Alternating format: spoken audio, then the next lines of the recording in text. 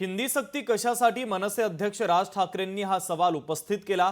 हिंदी सक्ती केली तर दुकान नाही शाळाच बंद करेल। हिंदी सक्तीसाठी कोण दबाव टाकते तुमच्यावर? मुंबई गुजरातमध्ये सामील करण्याचा हा प्रयत्न सुरू आहे।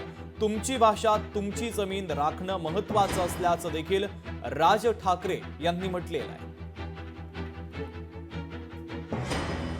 राज्य सरकारने म्हणे हिंदी कंपल्सरी म्हणे हिंदी भाषा शिकलीच पाहिजे। त्याच्यावरनं खरं तर हे सगळं सुरू झालं।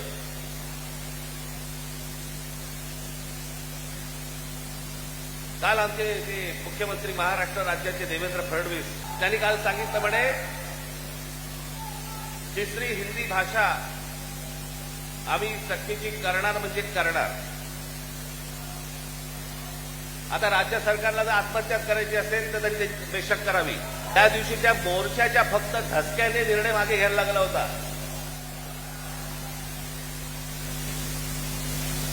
फडणवीसजी तुम्ही सांगताय ना की तिसरी भाषा आम्ही सक्तीची आणणार म्हणजे आणणार। मी आता आपल्याला सांगतो महाराष्ट्रात 1ली ते 5वी हिंदी आणायचा आपण प्रयत्न तर फक्त करून बघा।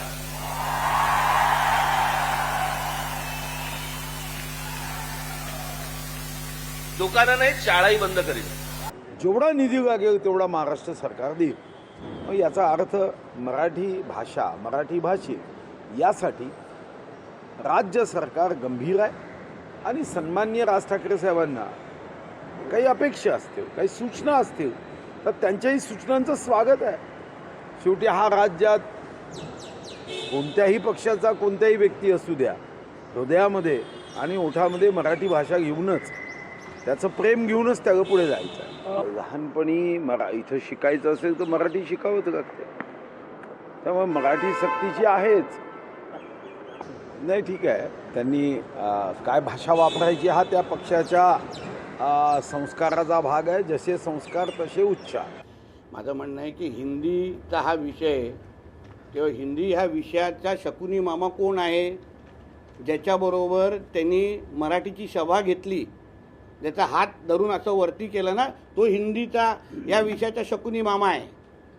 त्यांनी हिंदी सक्तीचा विषय खरं म्हटलं तर सुरू केलं। ज्या देवेंद्र फडणवीस साहेबांनी ते GR रद्द केले ते कसे विलन होऊ शकतात? ज्यांनी मुळामध्ये हा प्रस्ताव आणला ज्यांनी मुळामध्ये कॅबिनेटमध्ये हा प्रस्ताव केला त्या उद्धव ठाकरेला आपण जबाबदार का धरत नाही आहे? तो ह्या चित्रपटाचा विलन आहे। तो शकुनी मामा आहे इकडचा। खरं म्हटलं तर राजसाहेबांनी त्यांच्यावरती सभा करता कामा नये। लोकशाही मराठी ऐका पहा जागरूक रहा।